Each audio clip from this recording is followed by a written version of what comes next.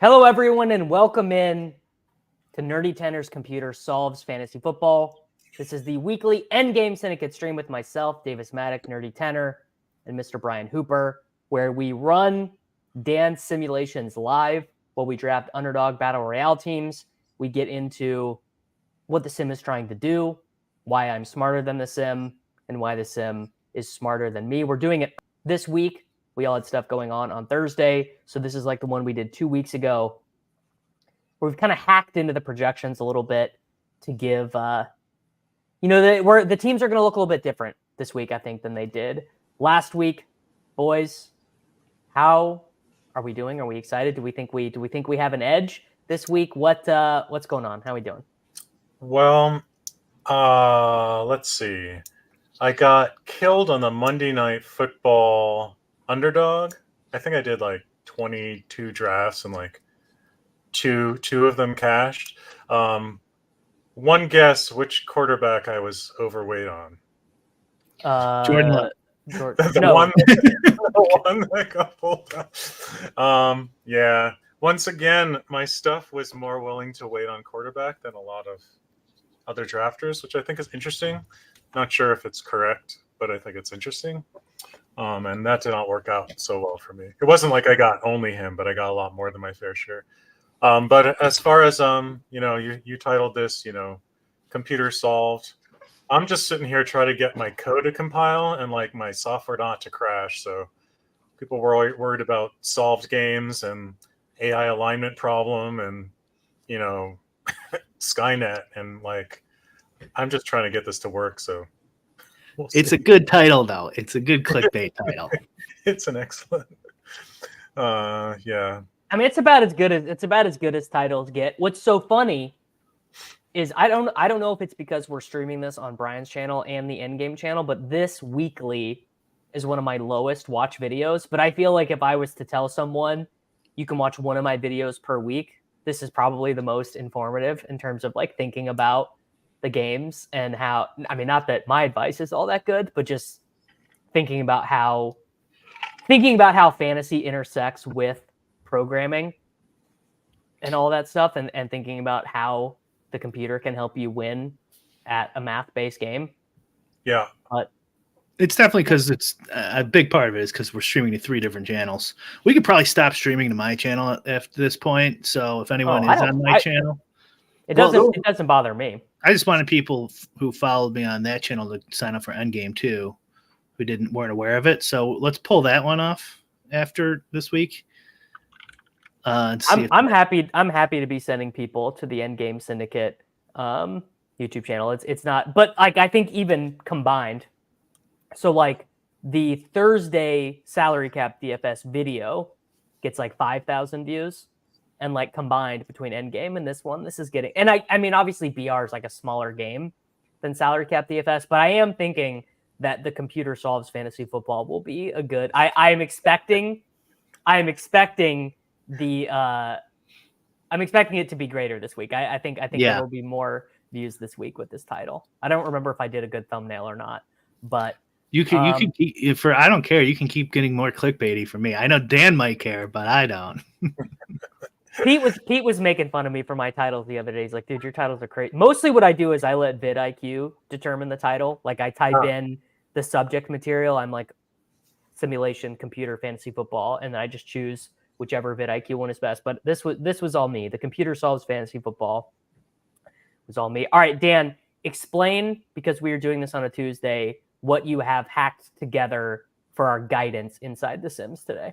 Well, we got 2 things. One is whatever RG has, but the second thing is Brian put together a system where he's basically tweaked the projections so that they match the ADPs we are seeing thus far. Is that a fair characteristic? Yeah. So it's basically like just juicing the projections up and down so that the ADPs land roughly where you see them in Underdog. I will say that so when you run this through my stuff, what happens is, as you would expect, the relative ADP of players in a given position start to correlate more and more with what's on Underdog, as you would expect. So like, looking at the current rankings, you get Jordan Mason and then Derrick Henry, and then the next running backs Kyron Williams. So my stuff starts to match that, as you would expect.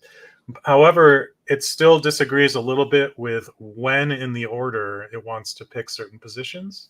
So if you look at the ADP on Underdog, it's got Allen and Lamar at position like 7.2 and 8.8. Whereas if I bring up mine, which I'll do in just a second, it's going to be a little bit later than that.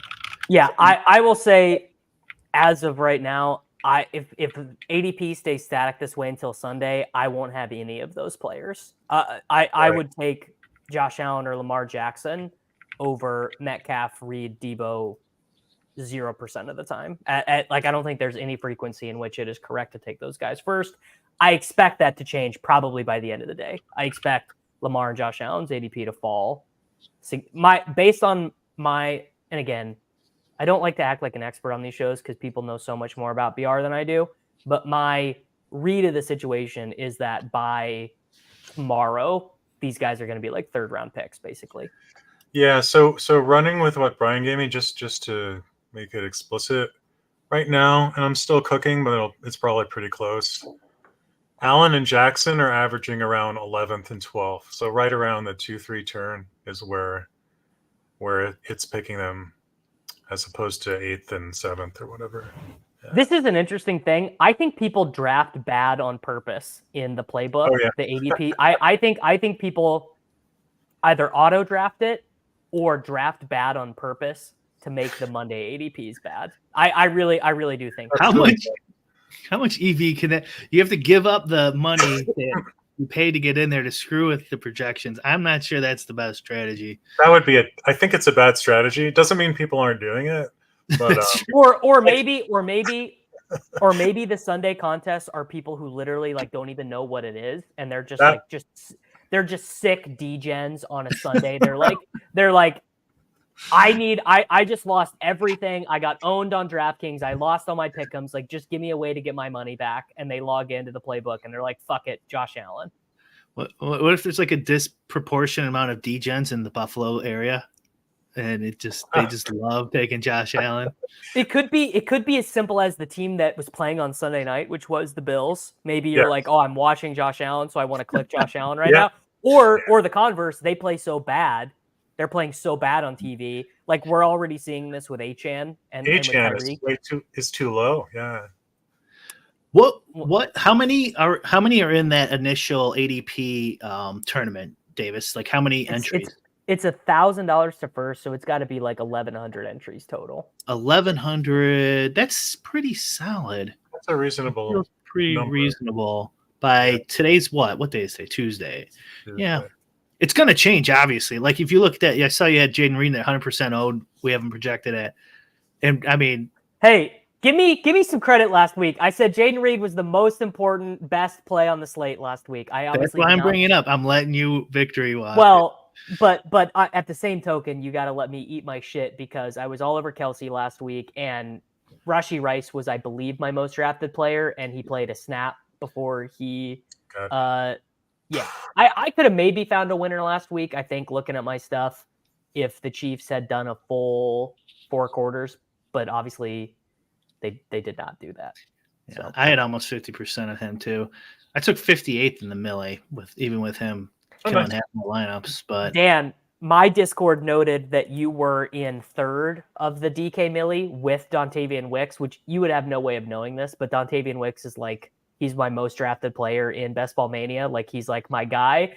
And people were like, it's so funny that Dan would have Wicks and like not even know that he does this show with Davis every week, who's like the Dontavian Wicks guy. Was I in 3rd briefly? That's funny. I think after his 2nd touchdown, you were in 3rd. Yeah. That's so funny. I was watching a concert. I had no idea. That's really funny. What'd you finish at? Do you remember? In the Millie? Oh gosh. Nothing good. Nothing fancy. Let me see. I can look. I was up there in the FanDuel one, and then so I'm like, I'm not gonna sweat it. And then I turned back and it's like, you're 350th. It's like, okay.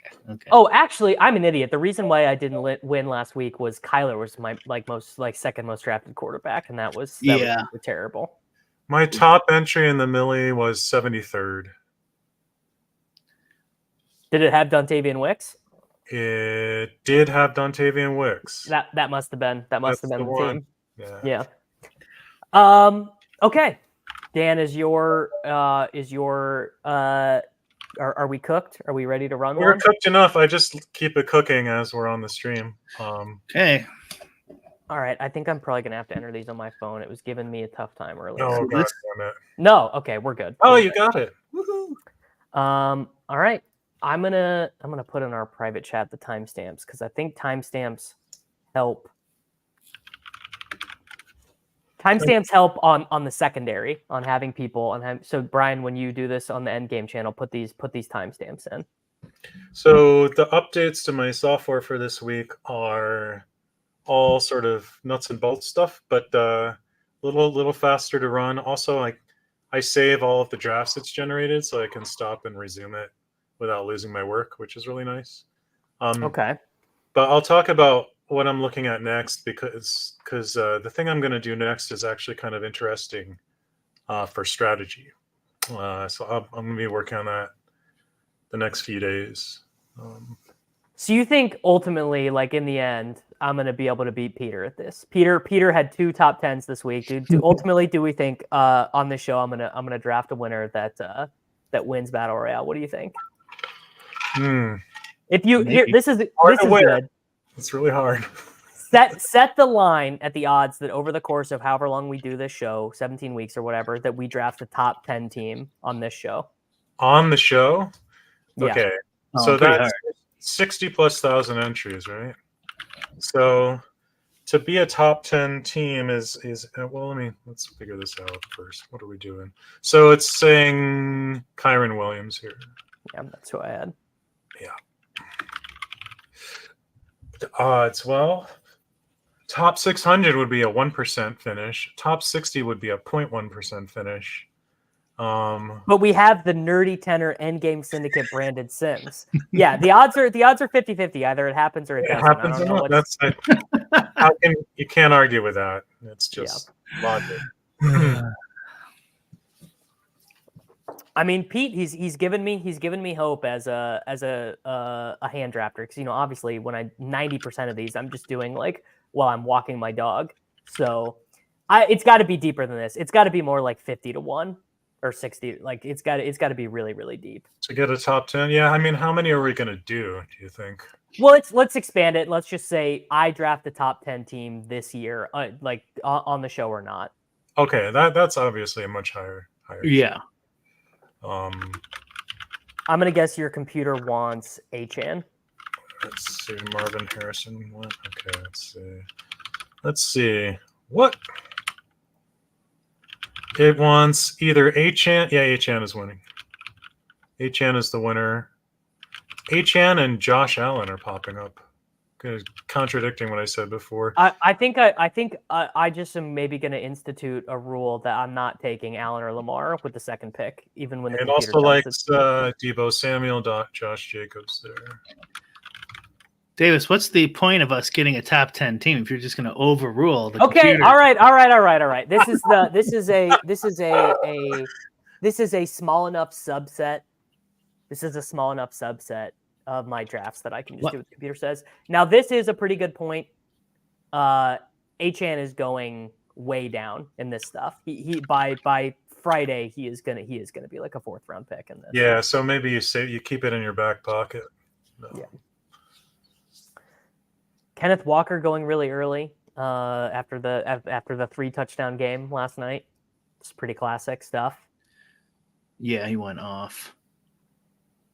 Gino had 400 passing yards, but only the 1 touchdown. Kittle is going. He's kind of the only tight end who's going really early this week. All right, we are up in Deontay Johnson going really early. All right, we are up. So now No, it's definitely going to take one of the QBs. It likes Lamar at the moment. It likes Josh Allen at the moment. What's the Neighbors is the next thing after Allen and Jackson. It wants Josh Allen now because it's based off of the order that Brian gave. Yeah, it likes Josh Allen a fair bit here. Just take him. Yeah, I'm gonna do it. It's the third round, not the second. Yeah, I would have taken. I want to. Ideally, I would like to have like 25% of my teams have Malik Neighbors on them this week. I'm interested in what it tells us later on.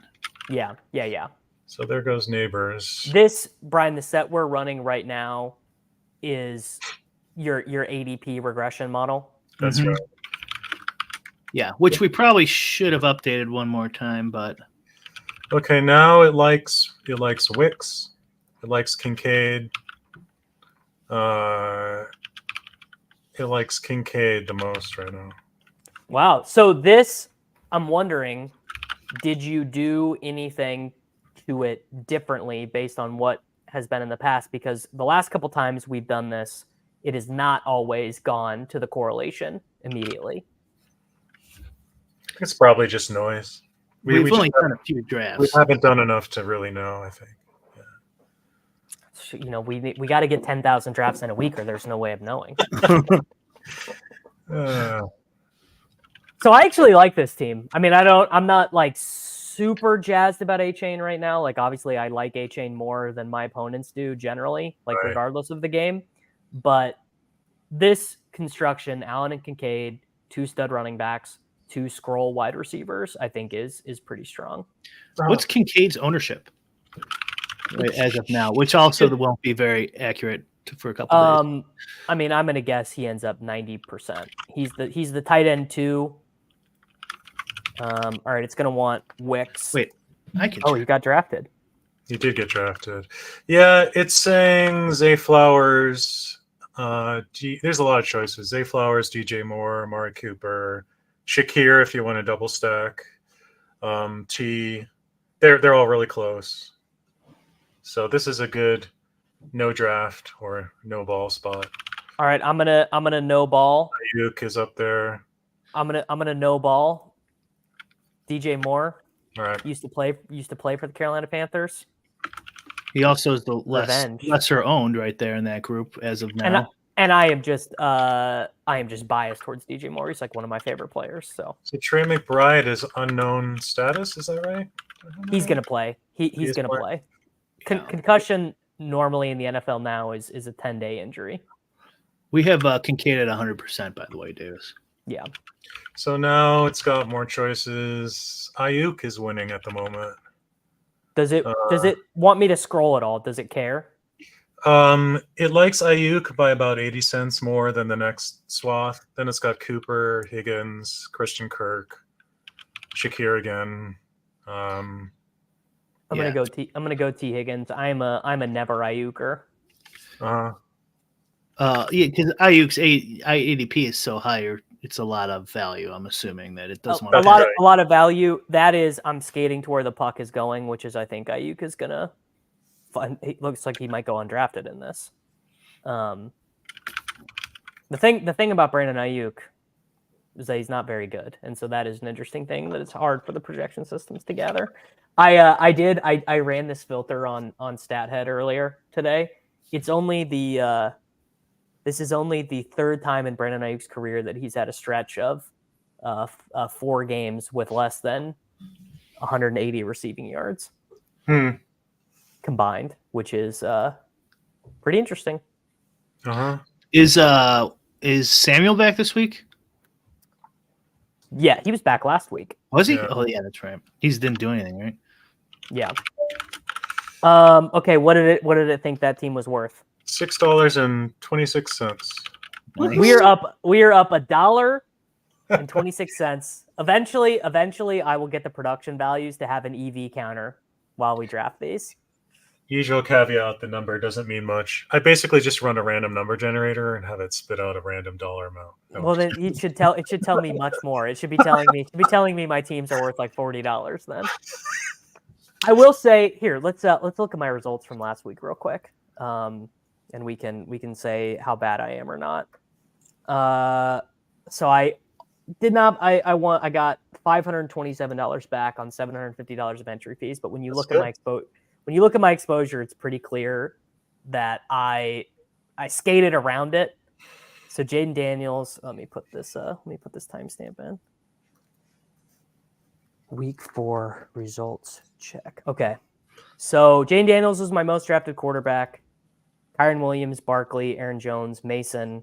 Brees was definitely a miss, but I had more Kamara than the field. Jaden Reed was my 3rd most drafted wide receiver, but that's why I didn't win any money. Was 22% Rashi. Rashi killed you, yeah. And 15% Murray. So those teams were dead.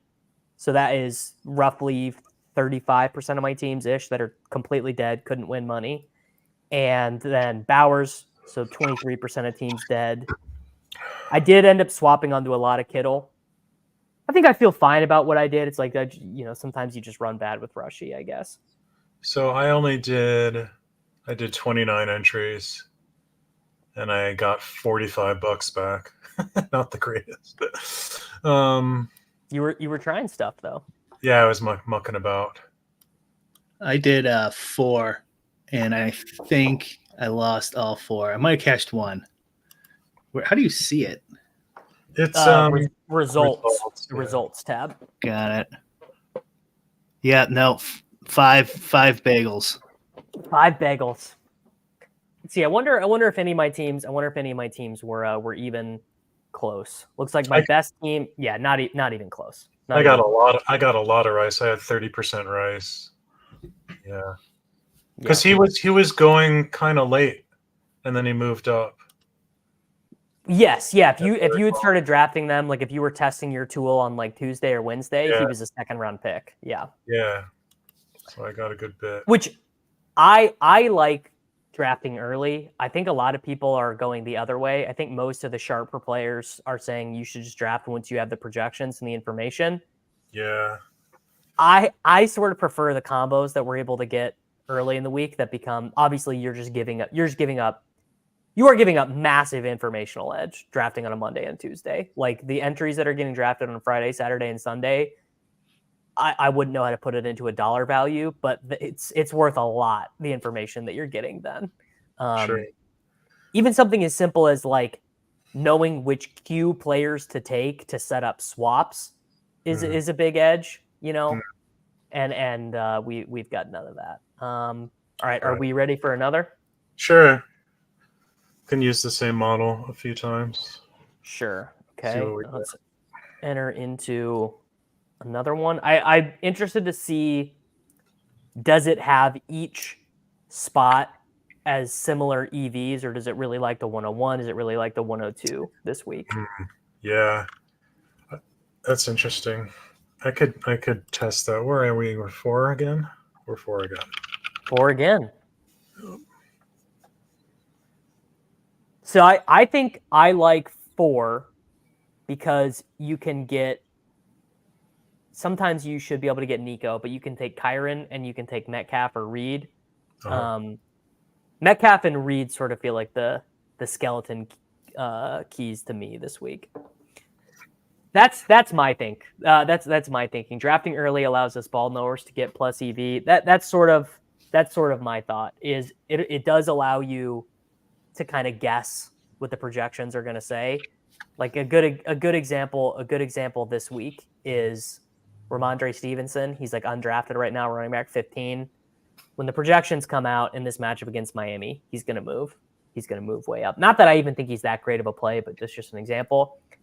Yeah, this probably doesn't matter so much for you guys, but the entire best ball community is just waiting on completely bated breath for the idea that Rashee Rice might not have a torn ACL, that it might just be like a bone bruise or like the injury that Embiid had, the MCL sprain, where just like theoretically that would allow him to play again this year. I thought he was done for sure. I can run EVs for the other spots just to see what it thinks of EVs. So I'll just list off what it thought the best EV play was worth at each node. So it had $7.66 for the first pick. So it looks like it likes first at the moment. Although these are running for so short, I don't know. Like shit. Now I'm behind. We get Nico. So it's all yeah, good. just take him. I would say he's first by a good bit. I do love when I don't have to overrule the Sims and the Sims just agree with me. Yeah, just take Nico. Nico it is. My man Tyler ran into Joel Embiid at a hospital 2 or 3 weeks ago. Did he seem in good spirits? Did he say anything about Paul George? I will say starting with Nico does leave you in kind of a tricky spot where you're probably double scrolling for running back. Like you're probably almost waiting to the end. You might be doing ETN is my ball knowing pick of the week, where he's a 6th round pick like 100% of the time. But I quite like him as a click. Interesting. Yeah. People famously, we got to call this model the Steven Sim, right? Yeah. 1 week burned in everyone's brain. The Ramondre Stevenson, yeah. See, people they do. That's all they love. They love Dan's keyboard and they remember Ramondre Stevenson. All right, we are up. So now it's saying, okay, Debo, Jaden Reed winning at the moment. Debo, Neighbors, Jaden Reed is currently winning. Marvin Harrison is pops now. Yeah. It wants a wide receiver. That's all I can tell you for sure. But they're bouncing around. Ball knowing take for me is Neighbors over Marvin Harrison Jr. That's an early ball knower take for me. We got Jaden. We got Jaden Reed. Okay. Johnny Football knows you like DJ Moore. Sniped him right in front of you. Yeah. Wow. He's really scrolling. Jonathan Taylor Thomas? Yeah. So the thing with JT is he's not going to play. So that. No. Yeah. He's got the dreaded high ankle. He's got the dreaded high ankle sprain. Yeah.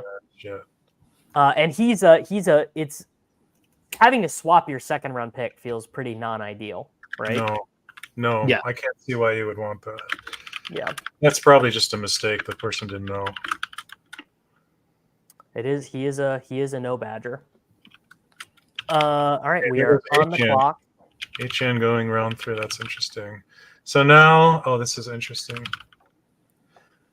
So I don't know what you think about this. It's listing digs, but that would imply we're double stacking, and then if we don't get Stroud, it's now Josh Jacobs is popping. Diggs, Jacobs, Kittle. Who's winning? Josh Jacobs at the moment. Yeah. So I will say, I don't hate the double stack this week, but it's not for any logical reason. It's just because this would be an example of me being bad at the game. I'll just click Diggs in any format because he's playing against Buffalo, and I think very similar to the game against Minnesota, Diggs got 3 targets on that first drive against Minnesota, and they're going to do the exact same thing. He's going to get some extra targets. Wow, DeAndre Swift goes.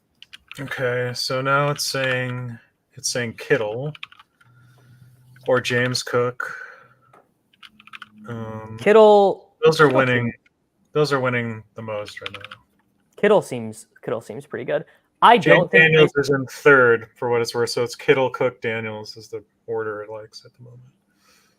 I don't think Trey Sermon is draftable in this because you like if JT does play, you just have a 0. Like you just drafted a team worth $0. So the EV trade off is not there. If you want to draft Trey Sermon, you got to wait for Friday.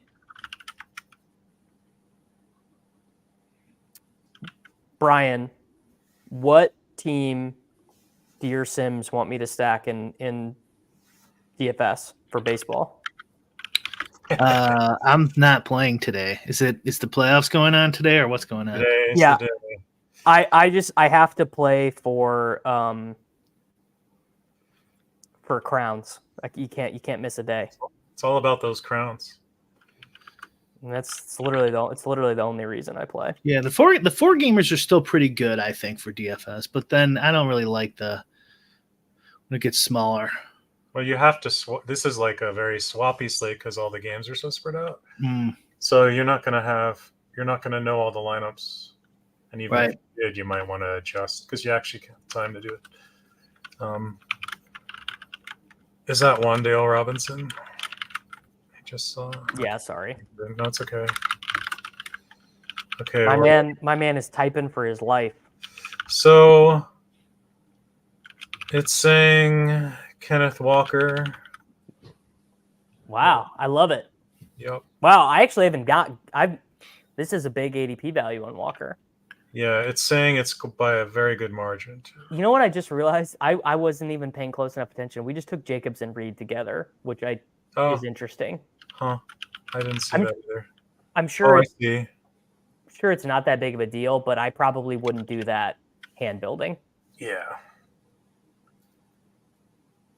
And they are kind of competing because Reid gets some rush attempts. That's sort of interesting one. And then I wonder who it wants us to take a quarterback. I wonder if it's going to want us to take Love, Purdy, or Stroud. Yeah, I don't have a strong take. I've only done a few drafts of this. So. My guess is since we took the 2 Packers, Reid could always score a rushing touchdown, so maybe it doesn't want Love. But with the 2 Packers, it's probably going to want us to take Love.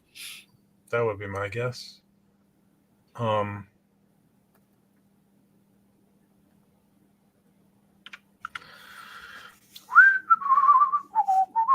Okay, there it goes. Oh, it doesn't. Caleb Williams, is that you drafting on your alt, Brian? No, but I like the pick. Okay, it's Love and Stroud are leading, and it likes Love more at the moment. Yeah, my guess that's got to be the team. It's got to be the teammate thing. I think so. Which is fine. I mean, I think it's pretty funny that Jordan Love is the quarterback 4 in ADP after he didn't really get drafted last week. This is one of the funniest things about this game is how you see last week's results so clearly bleed into what people are doing this week. It's a very reactionary game. It loves your team. Yeah, I was just going to say I thought it was worth like $28. $28! Oh my god! But all right, again, so that's assuming. But you need to understand what Brian had to do to get this to work. He had to push the projections of all the players to get them to fit in the ADP. So it doesn't actually. No, it's dead on. It's dead on accurate. You're probably gonna win. I will. Will anyone else have a good team? Probably not, since we got Levy. I don't know who the last guy drafted, but if I assume something reasonable, it liked your team and it liked the first person's team, and it had Jordan Mason, Debo, Marvin Harrison, James Cook, Brock Bowers, and Kyler Murray. So I liked that one. How about the second team? I'm assuming you didn't like that one. It was okay. Second team was Derrick Henry, Jonathan Taylor, Neighbors, Daniels, Wandale Robinson, and David Njoku. I think the one I liked the least was the fifth player had Chase, DJ Moore, Joe Mixon and Swift, Evan Engram, and Caleb Williams. So had Williams with Swift and Jamar, but I think it thought it was just too low projected to be very good.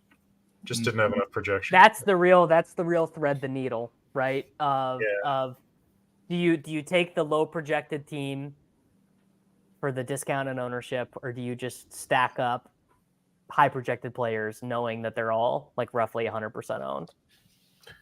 I mean, it does make sense.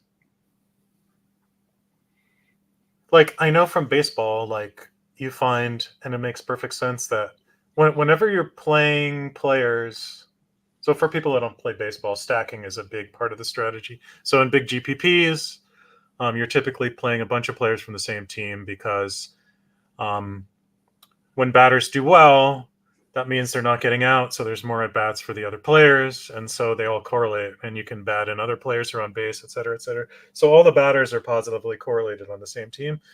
So one thing you find in baseball when you sim things out is the worse projected a batter is, the more likely you're taking him as part of a stack. Because if you're eating the cost of taking a bad player, you might as well get the benefit from the stack goes off and you get the other guys too. So you're much less likely to see a bad solo batter in a good lineup than a good solo batter in a lineup that is a batter without his teammates. You're rarely just absolute punting that position in a big slate. So I wonder if this similar thing doesn't happen here, where if it's like, well, I got backed into a corner and I'm find myself stuck with the Bears, I guess I'll take another one and the quarterback to sort of at least ramp up my upside. But again, knowing where the cutoff is tricky, right? So that same thing does happen in fantasy football, but in a little bit different of a way, where you're not getting the extra plate appearances, but what you're doing is you're altering the team total. So like if I'm going to take Jordan Love and then I take Romeo Dobbs with the last pick, I'm taking shitty projected Romeo Dobbs because I think that the Packers inputted team total should be 31, not 24, which would make Romeo Dobbs' projection better. Is the underlying football thing. Yeah, or you're just playing for that eventuality. You're like, this is the team that does well when the team total is just way off. Or there's more leverage. Say the team total is the same, but the underlying market shares are wrong. Like Dontavian Wicks actually has a 9% market share, not a 25% market share or whatever. Sure. Yeah, that makes sense. I don't think you think the spread is off. You just understand it's in the realm of the distribution around the spread. Sure. These outcomes can occur. Yeah. Right. And it's the likelihood of which you disagree with the market on, or at least inside the individual lineup.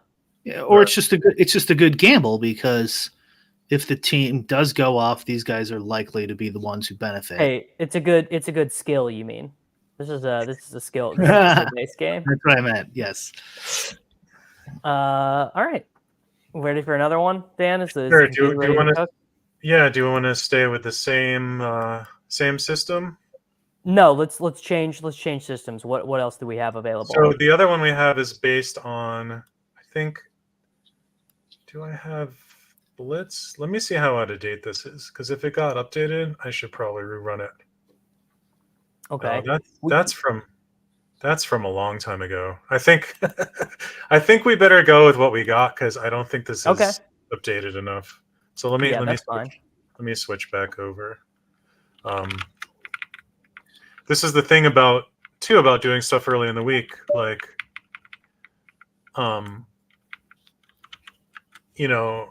a lot of sites don't have the projections out, so it's another edge for Team No Ball.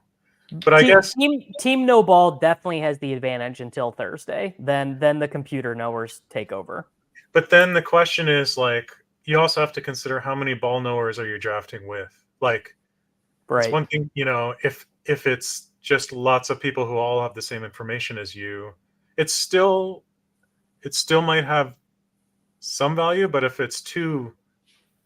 there are too many, what's the term?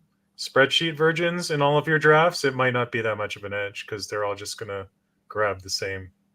Well, ball knowers should want to draft against spreadsheet versions, because they think spreadsheet versions are bad at the game. Okay, ball knower. What's the ball knower version of the spreadsheet? Like, so what's your experience in terms of, like, your sense of how many people are properly using the early week information when you do my sense is that people are definitely worse at drafting teams on Monday and Tuesday than they are later, because they're making faulty assumptions. They're wrong on the information that they're guessing. They're bad at knowing which players are going to rise in ADP. Doesn't mean that I'm good at it. And in fact, I think you could make an argument. There's already been 2 big mistakes I've made. Week 3, I was drafting Cam Akers when Mixon was going to be out. So I ended up getting that information correct, but it ended up not mattering because Cam Akers absolutely sucks ass, which is a pretty relevant part of the discussion.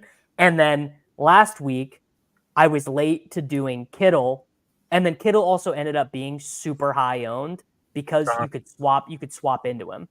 Because he wasn't drafted early in the week. So I wasn't getting, there was no ownership edge to be gained, really.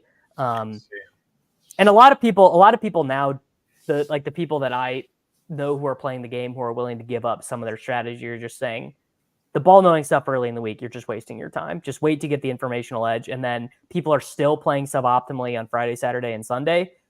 So you can still draft winners Friday, Saturday, Sunday with the informational edge. I'd be very inclined, like if you were doing this at high volume, like you were, I would take the following data. Every time you enter a draft, how many of your opponents have no badge? And just track that over time. I think that would be really interesting. And then that's when I would be trying to draft the most. It's got to be way more badge bros on a Tuesday. Yeah, right. It has to be. Yeah. I would start tracking. I might start tracking that. We could track that with the caddy, I'm sure. Oh yeah, did they list the badge? There's got to be something in that HTML that's true. It should be on badge. the page. Yeah. Let's inspect the element. Let's enter into a draft, and I will inspect. Well, I'm showing off that the chat taught me how to inspect element last week. And then what? Oh, there's one. You got one. You didn't know how to inspect the element, huh? I mean, I know how to like right click and do it, but I'd never gone into the HTML before. They showed me how to do it to fuck with the draft board after a draft was done and change the name of someone's team. And then what do you want with that information, Dan? I would just chart it over time. Like when are the times to have the best chance of drafting against people who are just giving up value? All right, we got the 101. Does it want me to take Mason or Nico? It wants you to take Mason or Henry. Like what day or time of day, right?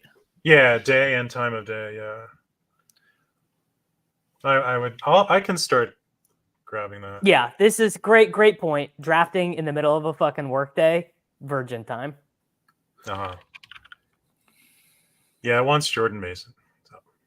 So. It's so funny, man. The slappies have been kind of low to Mason. Like I bet Mason over the weeks I've been doing this, since I've been really devoting time to this, I bet Mason is the player I've been the most cumulatively overweight on, and now he's the 101.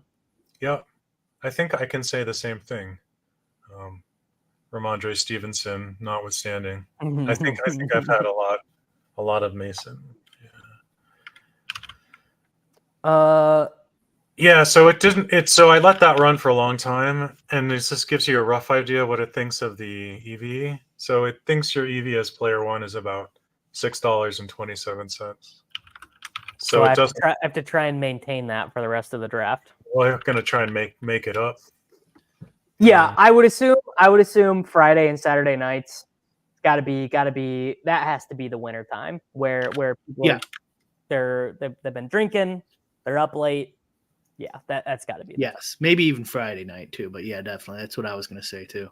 Or literally at the bar drafting on your phone. Not that I don't know anything about that. I've been drafting in all kinds of funny places. I drafted at a Grateful Dead cover show the other night. Just you got to fire him in. Yeah, no, I just had my. I had a massage and I was like, oh, there's this headrest. I'm like, can you hack together like 2 other rests so I can lay my phone when I'm lying down so I can draft like during the massage? That would be awesome. What's wrong with you guys? Not really. I'd expect better from you, Dan. I thought about it. I didn't actually do that. Oh, okay. It occurred to me. Davis is a millennial. He has to be entertained at all seconds. At all times. If I'm ever alone with my thoughts, dude, my God. Scary stuff. With Jordan Mason, though, I think it's telling you that the number 1 pick is worth about $1 something this week. Right? Isn't that kind of what it's saying? No, it was saying, yeah. Oh, yeah, that's right. It's a $5. God, I thought it was 10 for a second. I got confused. Yeah, it thinks that it's worth about $1 or a little more because of rake. Right. So let's see what it thinks you're at now. Yeah. So now it's saying Harrison. It wants Marvin Harrison. All right. So we're gonna take him, I assume. We're gonna take Harrison, and then we can let it cook for 40 seconds. So now we might want to deviate. So it likes Achan here, but it likes Achan by a good bit. Then the next thing it likes is Kittle, but it likes Achan by like more than $1. I don't know why, but he could fall to you again because. So it's listing Achan and then Jacobs and Cook, and then Kittle. Let's do Achan. You know, even if it's not the right pick, I do enjoy when the computer tells me that my teams are worth a lot of money. It still thinks you're worth about $6.15, so not a lot of movement. Yeah, Achan is just like structurally, he's a pretty interesting one because his ADP is going to fall. Right. But I think he will be a sharp drafter favorite. Like I think, like if you were able to run an analysis of like players who consistently submit plus EV lineups, I'm going to guess Achan would occur at a higher rate in their lineups because his projection is going to be better than his ADP, I think. Right. Yeah, and my stuff is always going to prefer the projection. Right? Yeah. Although Brian's thing is changing the projections to match the ADP, so we're doing it's kind of like a hybrid-y thing that we're looking at in a way right now. What's the Dolphins' backfield supposed to look like this week, Davis? Do you know? Mostert should be back. Yeah. This upcoming week. I feel like if he's back, who would you start sit? Question: Rachaad White or Mostert? Probably Rachaad White. Still. He just because he's got all the passing down work, like that is not going to go away. So he's got a pretty safe floor, and the Dolphins just look like such dog shit, like so bad.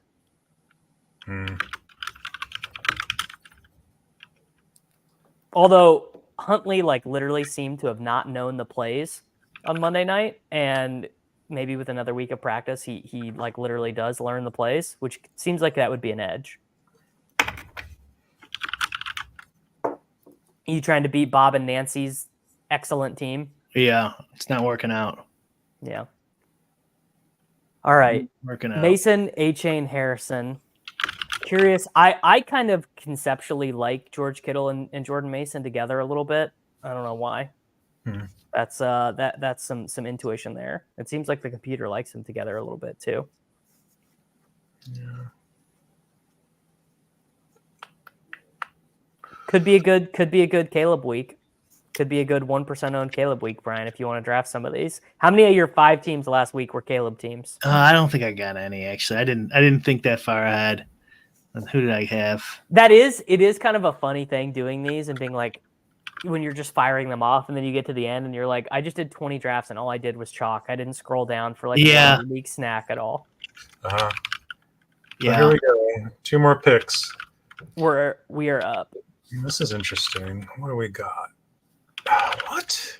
Okay, it's saying Deontay Johnson, Brandon Ayuk, Trey McBride.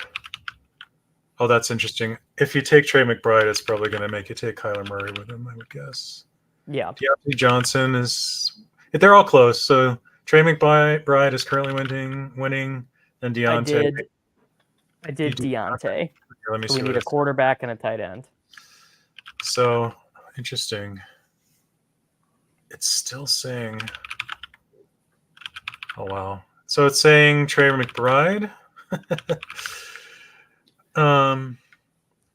Trey McBride, then Kyler Murray, then Andy Dalton. That's the current listing. All right, we're gonna do the Giga. We're gonna do the Giga Cardinal stack. No way this could be good, but it is fun. Yeah, what is going on? It might be good. Why not? See. If it is good, it's only good because it's so combinatorially unique. Like because Kyler goes later, but both of his weapons go high. I mean, last week you could have won with a Kraft and Wicks. Yeah, the thing is doing the combining the tight end with the stack does make it better because the bar for scoring at tight ends has been so low. Yeah, I mean, I think you underestimate double stacks a little bit. I want to look at the tight end curve projection. Yeah, it's pretty thin at tight end. Yeah, the Sims are not accounting for things like that. The Sims just care about the projection. But the projection has fantasy points and baked into it. Well, right, it should have that already there. I mean, but that kind of analysis is like ninth order. You know what I mean? Like it's just not a big part of the game anymore. I mean, it depends on the sim you're using too. It should be a play-by-play sim would be literally the game being played out. Right. Yeah, but none of the I mean, maybe Dan's stuff is play-by-play, but like the public-facing sims, like the Solver does not do play-by-play sim. Well, Run the Sims does. Yeah. Yeah, it'd be a really interesting thing to test. And Saber Sim, I think, might too. Sorry, go ahead. We could test Run the Sims versus more naive approaches and see the relative rates of double stacking in each. That would be an interesting experiment. Yeah. If we see a delta there that's significant, that might be a clue that sim level double stacking is overrated because it's not accounting for well enough for what we were just talking about. Right. Okay, so the next guy already has a quarterback, so I can skip him and go right to you. And guess who's winning? Kyler Murray. That is correct. Yeah. He's not getting drafted all the time either yet. No, he won't be because so many people are like me where he just burnt the shit out of them and they don't want to give him another opportunity. Yep. It's Yep. So it thinks $8.52 for this one. all right. Brian, It could be How much money we made so far? We got Oh, to that's- 3 ways. I was gonna say that's at least $40. Brian, do you want to share your screen and do one? I hear my puppy crying upstairs. I think she might need to go out real quick. Can you handle this for like 5 minutes? Yeah. Kind of fun. It'll be fun to see the results of if you trust the computer more than I do. I gotta switch mine to the night vision. How do I do that? The night vision. I don't want to freak people out. All right, I will be right back. Okay. Right. You want to rip one? Give me 1 second. Okay. Be there. We can go over the ownership really quick. Oh yeah, good idea. So right now we got 1, 2, 3, 4 QBs drafted every time. Jordan Love probably. This needs to be refreshed, I think, maybe.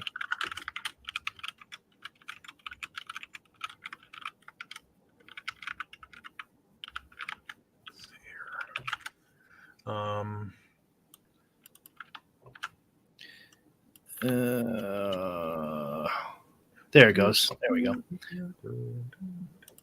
1, 2, 3, 4, 5. 1, 2, 3, 4, 5, 6, 7, 8. So 9 or 10 QBs getting drafted.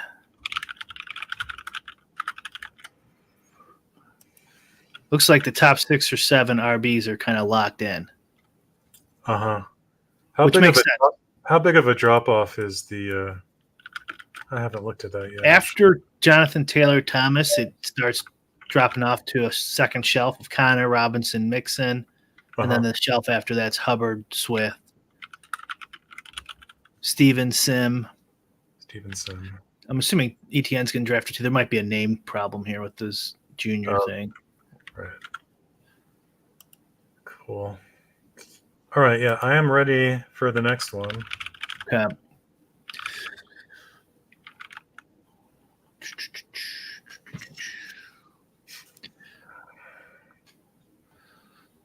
Let's rock. Do.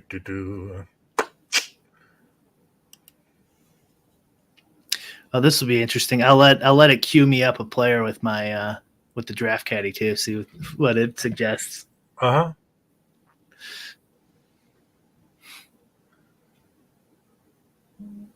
You managed to get the last draft position. Oh, that's the best spot. we're gonna get so much EV. I don't think we can beat $23. That's gonna be pretty hard to beat. Yeah, I can't remember what happened. So I've said this on the stream before, but one of the things to consider is that so if you use my software and somebody punts a pick, like for a really long time, you're gonna get a boost of projection and then this huge boost in ownership because like nobody ever got to pick that guy in the 6th round in my sim because everybody's playing quote unquote well in my sim. So it's going to overestimate your EV by a good bit because in the real world, like there are drafts that people punt in all the time. It's still plus EV, but it's not going to be the magnitude that my stuff is saying it is. And we had a couple in that draft. I think we had Walker and Jordan Love. Yes. All right. So goes Chase Nico. Looks like. Oh yeah, let me Walker the third. Jaden Reed. Okay. Henry is going us. It's gonna say Mason for sure, Mason. right? Take Mason. I don't even need to read on that one. And then now it says just go ahead and take Kyron Williams. Okay. That's what the caddy suggested too. Oh, nice. The Mason makes it. The Mason was obvious. Yeah, got it. So this, like, we're automatically going to get EV, basically. Yeah, at this point, because we'd have to get really unlucky not to at this point. Right. Okay. Can you put up the? Yeah. My bad. I'm used to it. We'd love to see Allen and Lamar go.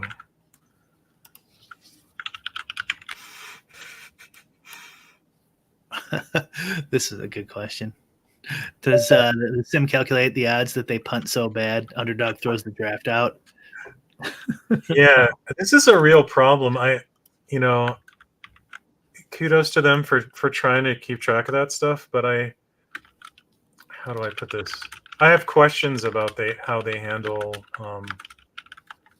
the potential for collusion.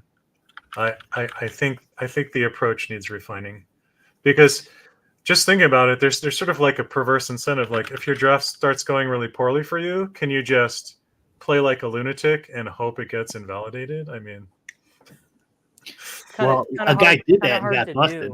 Yeah, kind of hard to do in the 6-mans. People definitely did do it in the Best Ball Mania or whatever, and they got banned for it. Got banned, yeah. All no, right, I understand. It's not something I would ever do. I think the method of just looking for rare combos and having them just sort of ad hoc invalidate drafts is probably not a great approach. No offense to. I thought they might be too strict at throwing some. You gotta give these donkeys an opportunity. I actually think they are, because I think they do it by projection, and sometimes you might want to. There might be like real valid reasons to take a projection that sucks. So it's recommending Neighbors or Kincaid. We got Neighbors. Neighbors, okay. Now it's saying, oh, interesting. Diggs or Stroud. It likes Diggs a little better because then you can do other things, I guess. Right now, the caddy's 1-for-1 with you. Interesting. Wow. So the caddy is the sim basically. No simming going on there. Is that Deontay Johnson that just got picked? Oh, let me. Okay. Yeah, Deontay Johnson, James Cook. James Cook. Okay, I'm caught up now.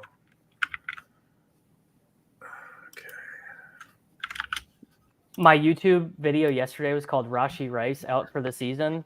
Imagine if Rashee Rice is not out for the season. I'm gonna have to eat some crow. Tomorrow's video is gonna have to be Rashee Rice not out for the season. 9 exclamation points. Well, you titled this "The Computer Solves Fantasy Football," so I don't think you're gonna have to redo any titles. I don't know how you could watch this stream and not think that we're solved, bro. I mean, we're about to take. I think you just drafted the winner: Jordan Mason, Kyron Williams, Neighbors, Diggs, Stroud, and we toss in. Oh, we can't. We are going to get Stroud. I mean, we passed. Did we get locked in? Yeah, we can get him. Well, I don't know. I assume it's going to have you take Stroud. If it doesn't, I'm going to reconsider my life choices as a software developer. Stroud, and then who's our last pick? We'll see. A tight end. Okay. So we can let it cook a little longer if we want. Here goes Trey McBride. McBride would have been nice. Yeah. That would have been nice. But a little bit surprising, honestly. Yeah, I think we were going to get a big EV score on this one. That one. Okay. So it has Stroud up there, so you might as well just grab Stroud, and then we'll. Okay. Well, I'll let it cook. Let it cook. You're right. I'll just... see. Yeah, it wants Jordan Love, so. Yeah, Jordan Love was not too far below, but it clearly wanted Stroud more. And now it says, you got choices. They're pretty close. What are they? Why don't you Go ahead. Kraft, Schultz, Johnson. It's doing a lot of pick mixing here. A lot of mixing. Who would you pick, Brian? No ball. Who would you pick? Kraft, Schultz, or John? If I was just looking at these guys, I just automatically want to go to say Mark Andrews. Cole Kmet because he's a bear. They're all really close. It's just saying, mix it up here. So who do you want, guys? Tucker Kraft is winning, but just barely. It's like this is just you could just roll it down, whatever. Which is what it's doing basically. So yeah, it's gonna love this one. It thinks $20 on this one. Nice. Yeah.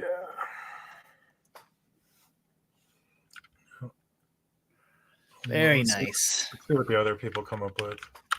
I'll read off their these. It's been an hour, 2 minutes. I think we've made $10, 13 on another, $1 something on another one. Yeah, Njoku Q tag there with the swap. That might have almost been GTO. That makes sense, but I'm not gonna pay attention to my swaps. If this was on Davis's account, then maybe it would make more sense. Somebody wants me to sim out week 14 12-man drafts. Yeah. That's gotta be the dog bowl week, I'm assuming. Okay, so this team that's coming up right here, it absolutely hates. Johnny, he's in chat. He's right here. He's chatting. Oh, no. He got screwed. According to my exactly precise. What's Johnny Football's EV? Which one was that? Was that third? It's 2, I think. 2? Oh, 2. Did you say Team 3 was the bad one? I did not like Team 3. Yeah. Oh, okay. I did not love Team 2 either. It was like a couple bucks. I guess it's not terrible. I mean, it's all fake anyway. It's just random number generation.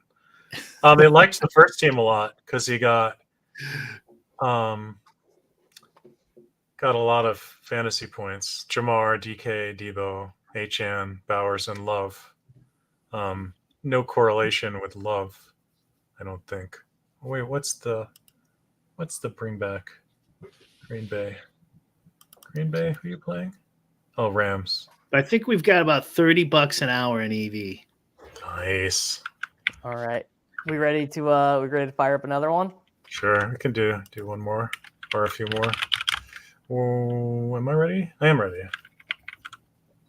Isn't that like minimum wage these days at like Wendy's? Oh my god. All right. Brian, you trying to get me demonetized, bro? Wait, I don't know. That's gonna be a controversial topic, dude. I'm not gonna be able to get advertising revenue for this stream. Because of the minimum wage. So it's close. It's close to election season. In fact, I just said election demonetized. Oh my Instant demonetization. What dollar value is my team worth if I take Nico Collins #1 overall in this? Okay, let me start that up. So you're on the one. It's So, probably like a few cents. No, I think it's going to be more. Yeah. And I think it's going to. I should donate back to the people a little bit because we've just been fucking steamrolling these nerds, you know. But the earlier in the draft you are, the less you should trust my already untrustworthy. You know what? Actually, I'm going to take Mason because what's going to happen is I'm going to end up with more Nico than the field anyway because I'm going to take him over Derrick Henry, and I want to have Mason. Yeah, go ahead and grab Mason. So this was not a big sample. We can run it again at the end and just let it cook. And see what Nico was? Yeah. So for the very short sample, I thought Mason was worth $7 and a penny, and then Nico was like $5.04. So yeah, that was right. Thinks it was a pretty big delta, which is interesting. Brian, you watch Rings of Power? You caught up? I did not. I'm caught up. You're caught up, Dan? Yeah. Are you a big Tolkien guy? Like I'll watch all of the fantasy and science fiction that's offered. Usually, the later at night it is, the lower the Rotten Tomatoes score of the thing I'm watching becomes. But it's just such. Oh my god! You spend what, $1 billion on this, and you couldn't get like a coherent story and good writing. Like some of the worst dialogue of the whole. It's atrocious. Whole season in episode 7. I literally, Brian, I literally thought of you this most recent episode. I was like, if Brian does make it to this episode, he might turn it off in the middle of this. Like, I gave up after 3 or 4, and I'm like, I'll just watch the reviews because we're not even doing the podcast on it anymore. So it's like, what do I care? So I was thinking, it's like, dude, I really like. I've been trying to like think in my week how I can schedule in 90 minutes to talk about this show. Like, fuck. I don't really have the time to do it. And 2, I don't really want to find the time to create it because it's just pretty brutal. I just feel like you can't overcome bad writing. Like you can't do it. It's just never, it's never enough. Well, who went Lamar? Okay. Let's see what it thinks. Guess what? Can you guess who it's going to want? A-Chain. A-Chain. So A-Chain and Allen are at the top right now. But didn't we have any of these A-Chain and Allen teams? I was going to say, can we skip A-Chain? Yeah, it says Allen, A-Chain, then Harrison. You want to just do Harrison? Yeah, although I'm worried that in the end, this becomes Harrison Mason is going to be like a super popular combo. I see. So now that you have Harrison, it says Allen. And then it says Allen and A-Chan. What about Cook? What's my EV with Cook? Cook is the 4th choice. Do that. You want to just do Cook? Let's do that. The difference between Premium and the Caddy on Endgame is you don't get any of the videos. You don't get in the Discord with the Caddy. You just get the Caddy. And Premium is the full-on Endgame experience. Premium's the videos. Premium's the videos. And the Discord, right? And Discord, yeah. Caddy's. So back to the important stuff. Rings of Power. Can we So here's the deal. Here's the deal. If I don't think about it at all, it looks great. It's amazing. I really enjoy. Brian does not agree with me on this, but I really enjoy Galadriel. I think she's great. Just because you think she's hot. No, I think she's also a great actress. I also think he's fine. I think Charlie Vickers, who plays Sauron, is also like every scene. Like he actually is able to elevate the shitty dialogue. But then basically everything else is pretty bad. It's, the analogy I would make, it's like watching somebody else play the most amazing computer game. Like that's sort of what it's like for me. It's like I'm watching my buddy go through like the latest Lord of the Rings game like 2 generations from now. With that NPC, language. Yeah. Yeah. I mean, I'm still gonna freaking watch it because I'm still gonna watch it. They got a customer in me. Yeah, but it's so disappointing. It could have been so much better. Well, there is a new Peter Jackson coming with Uh-huh. The Run of the Roaring. No, the Hunt for Gollum, and it's going to be directed or produced by what's his name, Davis. Sing Brandon Ayuk, CJ Stroud, Brian Thomas. So if we take Stroud, I'm gonna take Schultz. Right. Or Dell.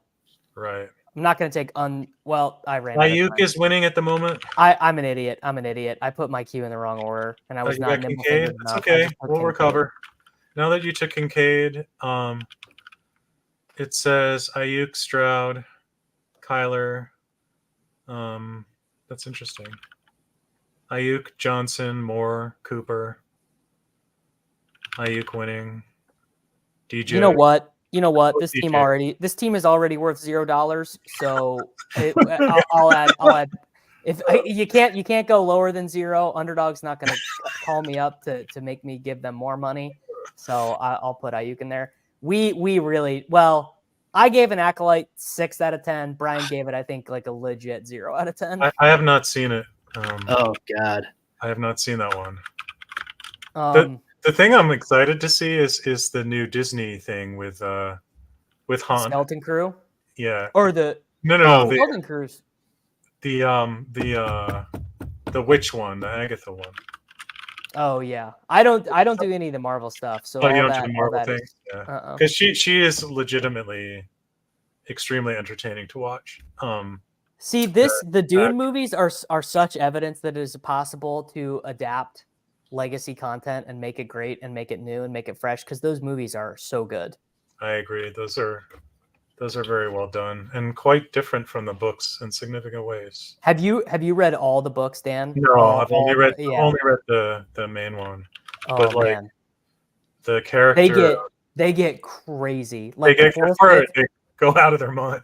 Yeah. The 4th, 5th, and 6th books are some of the craziest fiction I've ever read. Second season of Andor is coming, I believe. Yeah.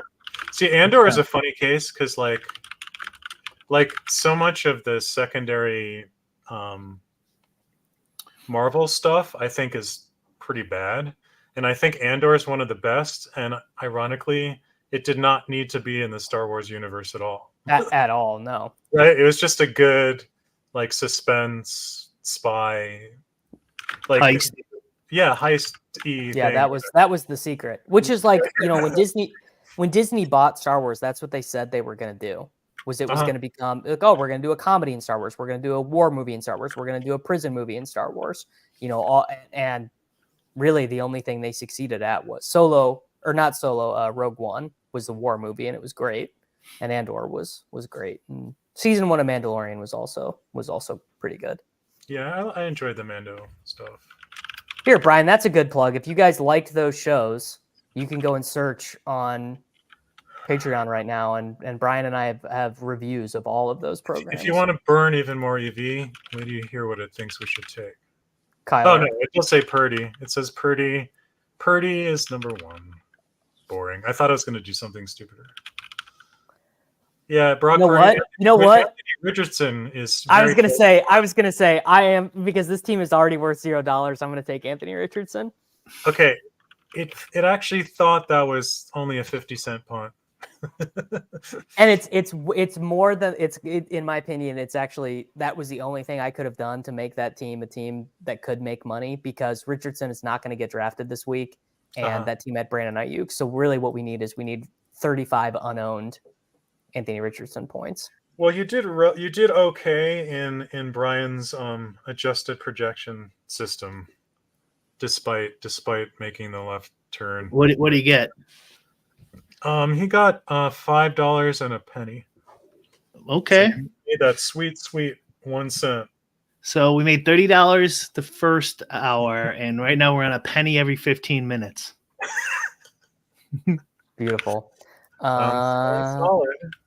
All right. We're doing another? We can. Just give me 1 minute for me to. This should tell you. Shouldn't you be able to get a decent? Oh, you gotta do baseball. Baseball locks in 10 minutes. By the way, Davis, if you're playing. I'm only playing for the crowns, but I have Champions League showdown lineups that I have to make. Oh, It's the life of a streamer. What am I gonna do? I'll be ready in like 1 minute. So if you join one, I'll be there in time. Don't you think this tool should be able to judge what a realistic ROI should be too? Yeah, kinda. Should be pretty close. Yeah, obviously it's always going to overestimate. But you'd need to model your opponent's fucking up. The right? answer Otherwise, to your EV would just be break even, right? If I just run it, like by definition, you're going to be break even, right? Strategy against itself, right? So the answer go ahead. to are these teams doing well is not really. They're not. They haven't been. I definitely think I'm doing weird stuff relative to the field. Like one of the guys in Pete's Discord was like running post-contest sims, and my teams did not look good. I think probably what I'm doing is I'm giving up, particularly when I'm drafting on my own, I'm giving up a lot of points of projection relative to what my opponents are doing. I'm scrolling on almost every team. But even something like, so Jaden Reed didn't project that well last week. Yeah. Distributions of results. So I'm really not doing good then. Like, because I think I've had one top 100 team yet through 4 weeks, which is like, that's pretty bad. What can you do? Yeah. I mean, I wouldn't say you can make any estimate on these sims yet, because we've had a very small sample size.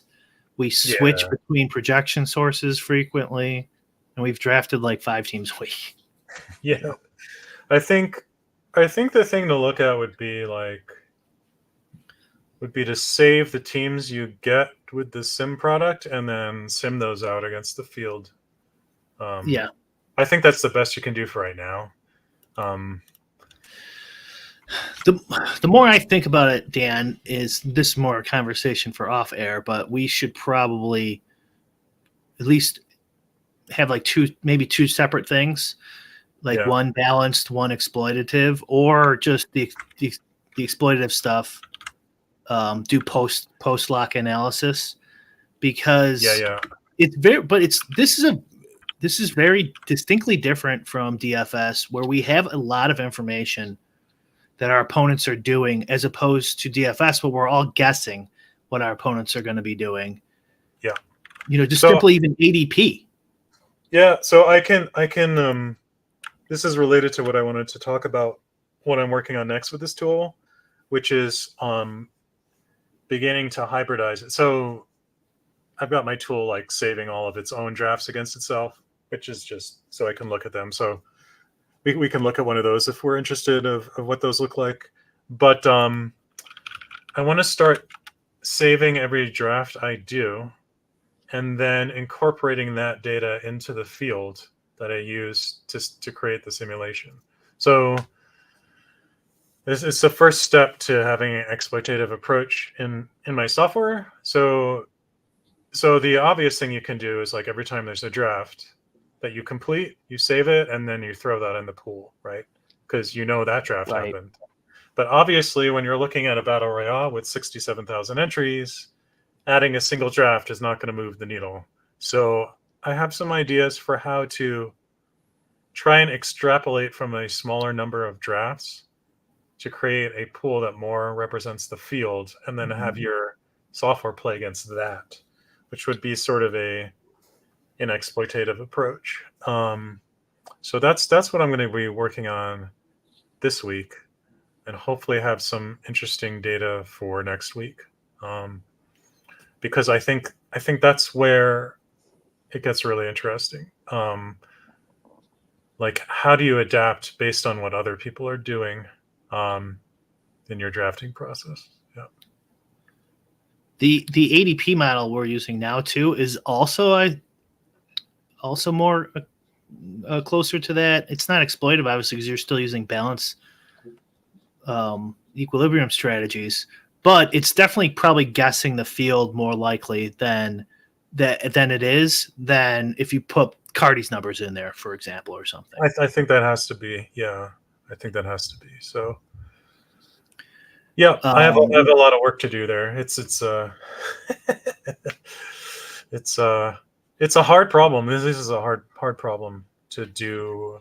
Dan, the future of my life, it kind of depends on these sims. This is supposed to be my secret weapon, dude. This is supposed to be the secret for how I make back all the money that I shipped into best ball entries that are dead now that Rashee Rice is out for the year. Well, I think I'm down. Let me see. I'm down like 50% in NFL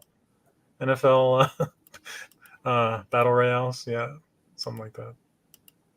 I mean, that feels like the mean result you would expect without a win. It's just it's very hard to make money without a win, right? Sure. Like Peter this last weekend just won $10,000. Yeah.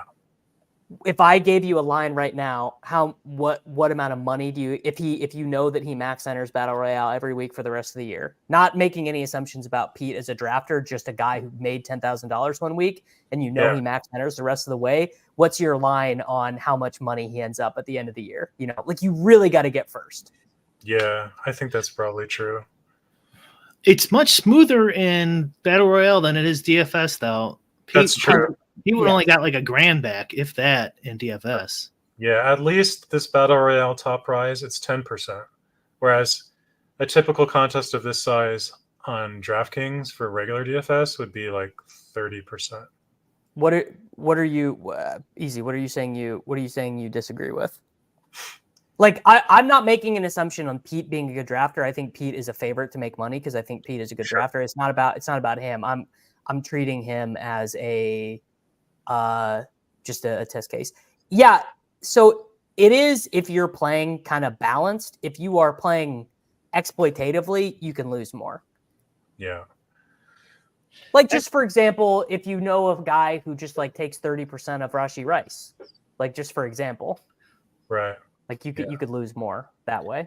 Exploitatively might be different. Might be have a wide portfolio though, Davis. I think you're mixing balance with like portfolio stuff. So, but I think the point is, I think it is accurate to say that like a lot of where's your EV coming from? Like if your EV is coming from doing a small number of things that you think are really plus EV, then it's very easy to lose everything. Like, let's just say Rice was hardly drafted at all. I mean, that would be ridiculous. And you're just slamming him because you correctly thought it was tremendous value. Well, now your fate is tied to one player, which is, a philosophical thing about whether you want to do that or not. But that could happen in a balance strategy as well. That's true. No, I guess they would take Rice then. The difference is, the big difference is, if you play a balanced strategy in conventional DFS, you very naturally get a mix of things. That's not true the way I've been doing it here, because it's assuming everybody else is playing a similar strategy. But if the field isn't, you're going to wind up with a lot of the same picks over and over again. That's the fundamental difference, right? It's going to say, in a balanced strategy, this guy is just a slam here. And then the next draft, it's like, oh, look, I get to pick him again. Because nobody's taking him early enough, right? So it's sort of a soft exploitation where it's like it thinks it knows better than the field about this particular pick, so you keep getting it, which is probably, hopefully, some of the reason why I've some of my picks have been really bad, right.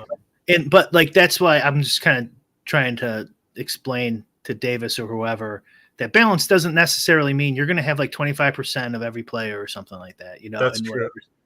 And furthermore, yes, if you're playing an exploitive strategy and it loves Travis Kelce, you're going to get a ton of Travis Kelce. But there are probably, especially in these battle royales, a lot of the exploitation might be come from combos and stuff like that.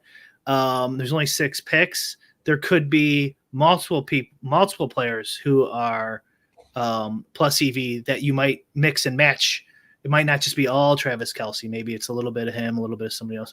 It is possible, is all I'm saying. So, like, even in an exploitive way, you could still be diverse. That's true. I think that's true. Hopefully, I'll learn some more with this new thing I want to try. I'm very keen to get it rolling. It might solve a couple different problems at once if it goes the way I want it to go. But anyway, little preview. We will find out. All right, let's hop in another one. 125, 30 draft number. This guy's obviously not paying attention to EV we've been rolling out on these bros.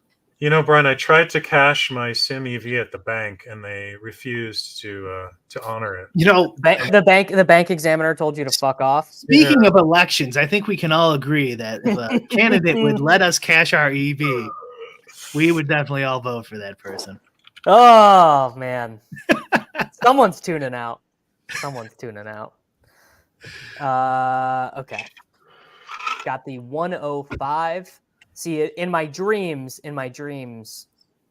Nico Collins would be able to be selected here, but not going to happen this week. I've only got. I need Leone to come out with projections that Tank Dell coming back to lineup makes Nico look worse. I've only done a few hundred drafts total for the NFL season so far. I think. How many have I done? 518 entries total for NFL. Most of those concentrated on the 2 gamers because you can just bang those out. Yeah, and those ones are going to be very volatile. I would imagine. You know what's weird? So like I was thinking about this. There's going to be something that just like for you, Dan, the way you draft would be kind of hard for the 2 gamers because so often they are going to be won by an Isaiah Likely, like just a very random performance that is so hard to put into your projections because it's so far off of the projections, you know? Well, I do try and make sure that the range of outcomes for different kinds of players is reasonably representative when I sim things out myself. So it should be in there. Wow. Does it want us to slam? It's probably giving us a $7 team right here. Did somebody fall? Henry from 2.5 to 5. Yeah, this is really interesting. Yeah. Oh yeah. It wants Henry. Yeah, it'll take Henry. It's going to be one of my only Henry teams in the whole contest. It only thinks you got about $5. I think because. God, are we so rich? Because of what's going to come next. I think it's after you get these 2 picks in. I think it thinks you're just losing a lot of. Well, spoiler alert. We'll see. I don't know. Yeah, we need a big draft because we're on pace for like 4 cents this hour. So yeah, we gotta fix our fuck. Okay. DMC 72 just outed himself as a sharp drafter. Sadly, you have Derrick Henry. So guess Lamar. what? It wants freaking Lamar. HN again. It wants HN and then Lamar. Lamar next. You want to just take Lamar? How many cents does it give Debo? Debo and Lamar are close, but HN is winning. All right, I'm taking Debo. Yeah. The one chance you'd have to get a Henry Lamar stack, and he just passes it up. Do those guys even correlate? I feel like they're like super negatively correlated. Henry's playing wide receiver this week. Oh yeah, he's switching it up. Can you imagine? Now that I know that. Let's just line up. Can you imagine? They just line up Derrick Henry in the slot. Why not? It's probably better than Rashad Bateman. Yes, I sadly did watch the Ravens game as I was 8 legs into my streak on Underdog, and I took the Josh Allen higher passing yards. So sadly, I was watching Normally, I don't even stay up for the primetime games. Like, I'm so beat by the end of Sunday, but I did stay up, and I hated every moment of it. I did pick 6 this week. Got 2 out of 6 right. They gave me pick 6 gave me a 20% deposit bonus. Nice. Like for the DFS side, which is pretty nice, but fucking joke's on me because I've yet to win one. it's still outlawed in Colorado, I think. Yeah, probably. It's so dumb. There. Oh, you almost got Achan anyway. We almost got Achan anyway. It's gonna want Kittle now. Let's see. Oh no, it's actually not. And this actually, it wants James Cook, and it wants Stephon Diggs, and it wants Kittle third. So the fact that your next guy has no running backs kind of makes Cook make more sense because he's likely to get taken. Because we could take Diggs coming around, probably. But there's very close between the two. But that's man. I think people are actually watching the 30K winner get drafted right now. I can forecast in my mind how the rest of this is going to go. Oh my God. I think we did it. We're going to have to get lucky on whoever we take at tight end. But I think we did just draft the winner. What are you going to do when you've live stream an actual winner? Are you going to make a big video? Yeah, I literally already have the thumbnail made for how I made $30,000 on Underdog. Yeah, I've got it all planned out. I think it'll be really good for my channel. I think it'll be really good for my brand. So I'm okay. I recognize his username here. He seems like he knows what he's doing. I think this is a sure player. Yeah, he decided to take Love now rather than risk getting Reid without Love, which kind of makes sense to me. And then he took Wicks. Okay, so you're up, and now it says it's listing Kittle and Diggs up top. I'm gonna do Diggs and hope that we get lucky with the tight end. That is what I'm gonna do. Like it. All right, Stephon Diggs. Anyone have any hot Champions League takes for me? I'm a little lost here. No. Wait, what did you say? I missed something. I'm trying to set soccer DFS lineups right now. Oh God. I don't think I could name one player, much less give you a hot take. You could name one player. Wait, I know one. Pele. Nailed it. I don't think he's rosterable. I'm gonna. Can you scroll down the draft board? Yes. I guessed that one. Actually, that would be a good no ball quiz. You need to guess to know the name of the player based on the color and the first 3 letters of the name. That would be pretty good. Yeah, I've seen this guy's name a lot. I think he seems like a sharp he's draft. Quite a good player. Yeah.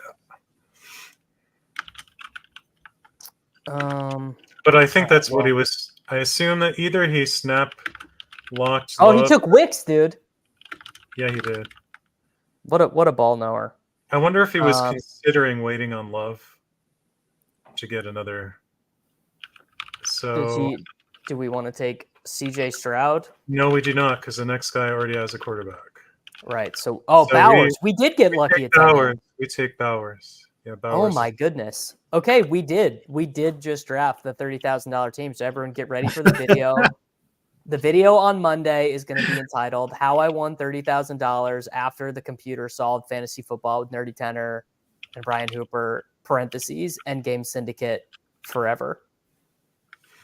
I'm going to let it cook. You can click it right away, but I'll let it cook to get a more accurate. Yeah, I am curious. I am curious if maybe it does want Purdy. No, it wants Stroud.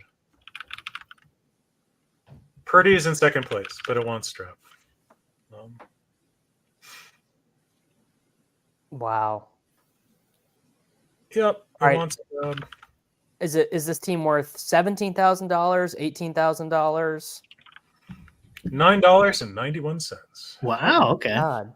You know what's funny is I find that to be more realistic than when the computer says it's worth like $27 or whatever. Absolutely. Like $9 feels much more directionally accurate. That's right. It's within the realm of plausibility. Yeah. No. 23 was dead on. 23 was dead on. So you would ask, like, what is it worth to draft Nico first? Yeah. Let's just run that now. I'll let it cook for a while. Okay. And we'll see. It's still not going to be very accurate, but if I just let it go, I guess it really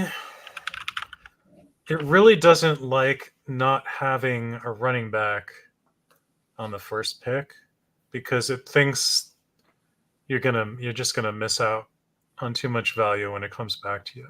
That makes total ball knowing sense to me, because as we get further into the season and running back roles become more defined, there are way more wide receivers I can talk myself into in an average slate. Like I'm like, if I really get in jail, I can take Tank Dell. If I'm really in jail, I can take Roma Dunze. At running back, you get to about running back 10, and you're like, I don't see how this guy in a million iterations can ever score enough fantasy points to get in the winning lineup in BR. And just anecdotally, what I've seen matches what you just said, where, like, let's say you end up with Stroud in the third round for whatever reason, and then, his top receivers disappear. Like you're never drafting Tank Dell without Stroud. But it definitely does suggest him once you have Stroud and his other pairings have disappeared. It'll be like, oh yeah, we can take him as the sixth pick. This sort of low projected but correlated piece that we were talking about earlier with baseball. It's like, yeah, I can take him some of the time, but it'll like never take it by itself, which is kind of what you would expect. So what's the EV? Oh, so I've been running on this first pick. So it's still cooking. But it has Derrick Henry, $5.85. Jordan Mason, $5.14. Kyron Williams, $4.36. And then Nico Collins, $4.12. So you're losing money. It really wants you to take a running back first, and then it's what if I project Nico Collins for 26 dog app points? then it would be worth a lot of money. That's my personal projection. So there you go. Can you put a dollar EV on the structural decision? So basically a second running back or a third wide receiver? I'm assuming no. It just all depends, like, what falls to you and how is your team constructed. I think it's very hard to answer that in a vacuum. I think what would be interesting to look at, and one of the things that I need to do after I do the thing I told you I was going to do, is to make some more query capabilities so we can answer those kinds of questions. Like, when you have a team that has two running backs, what can we say about it? Like, what does it look like in other respects? Like, because I think the shape of the team, like all of the things are interrelated, right? If you take two running backs early, you're much more likely to get sort of more either punty quarterback or punty receiver correlated with punty quarterback, right? But then it really depends on like how there's just so many interlocking features. It's hard to make any sort of general statements without really digging in, I think. But those are the kinds of things I would look at. What kind of processing power are you using to cook these up? So I generally cook on like machines with like 64 cores on them. So they're working pretty hard. I literally couldn't even begin to tell you what that means. It's just like, your phone probably has 2 cores in it. And your desktop compare your rig to an ASIC miner. What's how much more powerful is an ASIC miner? But those are using GPUs, so it's not a one-to-one. It's a different thing. Yeah. So guys, I got to head on out. All right, We'll see you. I got to head out. Bye, Brian. Later, guys. Bye, Brian. My home rig is not very impressive. I'm computing these all in the cloud, so they're all on cloud servers. Yeah. That's so funny. I literally that is beyond. Like, to me, the cloud is like where my iPhone stores its photos, not the ability to like run complex computational stuff. So just to give you a rough comparison. My desktop machine, which is like 10 years old, but perfectly fine for what I do, has 4 cores on it. And these machines I'm using have 64. But it's really just a matter of like how fast do I want to build stuff and how many sims do I think are enough for us to actually run this quasi real time. That makes. Yeah. I mean, that makes sense. Are you giving up? Are you giving up time equity on this? Like, if you were not doing it on the cloud, if you were doing it all like literally on a machine that you had, would it be faster? No, it'd be much slower because I don't have enough compute power at home. Sure. Yeah. Okay. So everything I write is all I try to. You gotta add the EV of drafting BRs while playing poker at the casino. Like if you're playing 2-5 at the casino and you are stacking EV on top of EV.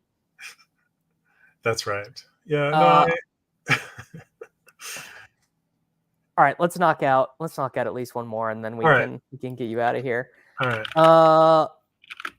I would like to. Have we had a turn pick yet? Have we had a 6-7? We did. We had one early. Yeah. Okay. We did. All right. Well, I guess. Wait. Did the computer end up cooking how much equity we gave up taking here? And I asked for a 6-7. We got a 6-7. What equity it cooked up based on taking Nico 101? Yeah, it was like it went from like $5.60 something to like $4.12 or something.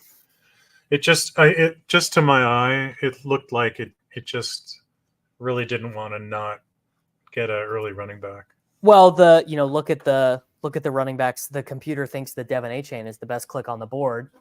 Yeah. That's actually surprising because it should like wide receiver more there because it likes A-Chain so much at 14.9. There are 8 games in this slate, I believe. Oh, 10. I think it's 10. 10. Yeah. Cleveland, Washington, Baltimore, Cincinnati, Buffalo, Houston, Indy, Jacksonville, Carolina, Chicago, Miami, New England, Arizona, San Francisco, Raiders, Broncos, Packers, Rams. I'm going to be at the Raiders-Broncos game. Are you? Yeah. That is not a great game to go to, Dan. It's the only one that fit on the family schedule. Literally the only one we could do. I mean, look, you get to see Brock Bowers. That'll be fun. You get to tell your family about Brock Bowers. It's so funny going to NFL games, particularly if you're playing a lot of DFS. Like, actually, is terrible. It's a really bad experience. It's true. I used to go when I lived in Kansas City. I would go to Chiefs games quite a bit, and man, I mean, obviously it was very fun. The Chiefs were very good, but man, did it really stunk to play DFS. So it wants HN, Harrison, Jaden Reed popped a little bit. Ooh, that's fun. Do you want to just? I think I'm going to overrule. HN, DK is in there. I want to take Metcalf and Reid.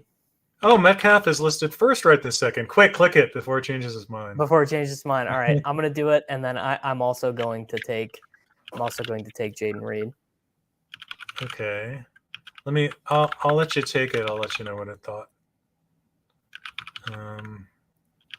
Make sure there really needs to be a grown man button that you can push when it's DK Metcalf to like immediately make your results like 10 better. I'm going to try and make an intelligent and cogent point for the first time, which is that projections are actually missing a little bit of something on DK Metcalf. I don't know, probably in catch rate, my guess would be in how projections are getting made on Metcalf because they are using him quite differently this year. I believe his target share is kind of roughly the same as last year, but he's getting used differently in different parts of the field. I think projections are going to be a smidge low on him for, I don't know, another week or so. Interesting.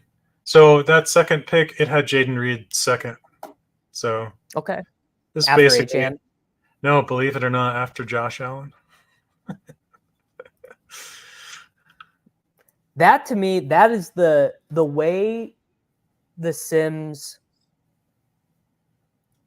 Does the second pick recommend? It does, right? The Yeah. second pick recommend. Yeah, your second pick depends on the first one. Yeah, absolutely. Yeah. It's very interesting to me. Again, this is very anecdotal based on drafting these and the observations. I just sort of assume waiting on your quarterback selections is way better in this because quarterbacks are just not nuking these slates like Love and Fields did last week. But those are both last round picks. Like the Allens and the Lamars and the Mahomeses and the Hurtses have not, because scoring distributions are down. So the nukes from those quarterbacks are so rare. I also just think the reasoning is very similar to just conventional season long. Like the drop off is just milder. Than any other position. Or salary cap DFS, like Geno Smith versus Kyler Murray. Easy meant does it the recommendation? Oh well, let's make this pick first. Yeah. So we got 2 to make. Well, I really hope it wants Jaden Daniels. It does. Jaden Daniels is first right now. All right, Jaden Daniels. Yep. I would like Jaden Daniels to be my most drafted quarterback this week. ADP is not an input into this sim. Well, no, it is because we're using Brian's ADP based projection. Yes. So the projection, I should say, the projection we are feeding in this week is ADP based in a way that Brian did it in a way that I don't understand. Right. So the next thing it wants is Stephon Diggs. Or Hill. A 3 wide receiver. I think this is the first 3 wide receiver team. First 3 wide receiver team. All right. Not gonna lie, I do really like this. I think this is very strong. So this pattern actually makes sense to me, and it's one of the patterns you see where it's like once you get screwed on one position, like we got really hosed on running back just because of we took 2 receivers, right? Yeah. Once that happens, it's often the case that you wait until the very end to pick that position because you've already given up all of the equity at that position. So you might as well just keep going with the thing that is more valuable because everybody else is, because they all took running backs, now they need to take receivers. So you might as well just gobble up what you can. Starve the beast. Classic starve the beast. Take 6 quarterbacks in your home league and force everyone else to trade with you. Yeah, I mean, that dynamic is most obvious in the 2-gamer where you'll see an inexperienced drafter in one of these 2-game drafts, which is radically different than what we're doing here. And so let's say there's only 3 highly projected running backs, and then there's a big drop off. So that means somebody's not going to get a good running back. That's just math because there's 4 people in those drafts. So let's say it goes, receiver, running back, receiver, and then 2 running backs. And now the third guy is like, oh shit, all of the good running backs have disappeared. And then he drafts a running back next because oh shit, I need a running back, and they're going, but that's the exact opposite of what you should do. That the damage has been done. Now you need to shift somewhere else where you can actually pick up some equity. So this guy picking third, Topes 1, he has, I don't know what the sim is going to say, but he is this is a crazy good team. Oh, okay. I'll run it when we get there. Okay, so Burrow went. So now it's gonna say Bowers. Yeah, it says Bowers. Now I'm curious if it's going to tell us to take Brian Robinson Jr. with Jaden Daniels. I'm curious what running back wants us to take. I think I'm probably not going to listen to it, but I'm curious to what it says. Okay, it doesn't know about Jonathan Taylor. Jonathan Taylor has an issue, right? So after Jonathan Taylor, it says Brian Robinson Jr. Yeah. So then it says James Conner, and they're close. All right. Well, Go I'm mix gonna it here. I'm gonna do a little ball knowing here, and I'm Uh-huh. gonna give up some EV, and I'm gonna select Travis Etienne Jr. Okay. Well, it was in the list, but He was in the list. but it was last. Yeah, yeah. That is not surprising to me. So that one, it only thought you got like $2.80. Well, I punted off. I punted off with ETN. So this team here is the one you think is awesome, or the Yeah, one? team 3. Oh, Let's team see, 3. let's see Okay, what he does. we're on team 4 now. So Well, I actually just cost him some EV by taking Bowers. If I would have taken someone other than Bowers, I would have given him some EV back.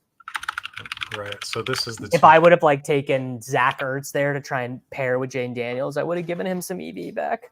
So it doesn't love this team no matter what he picks. And that's because the ADP regression is not going to love the Wicks pick, I think. That's probably it. Yeah, let's see. So he's probably going to take what? Is he going to take Kraft or not? Yeah. Yep. So let's look at. So it just. Yeah, it's probably just the regression, the points it's playing with. It doesn't love. In fact, I can look at what it thinks Wicks is compared to. Well, it thinks Wicks is the 17th best wide receiver when really he's like the 10th best wide receiver. Yeah. So Andrews went. Yeah. This is a funny one. And you'll see this sometime. It didn't love anybody's team. It thought they were all between meh and okay. That would kind of make sense in a real heavy Badge Bros draft, where no one's really making any mistakes. Everyone's kind of staying in their lane, and you're just kind of trading rake with one another. Yeah.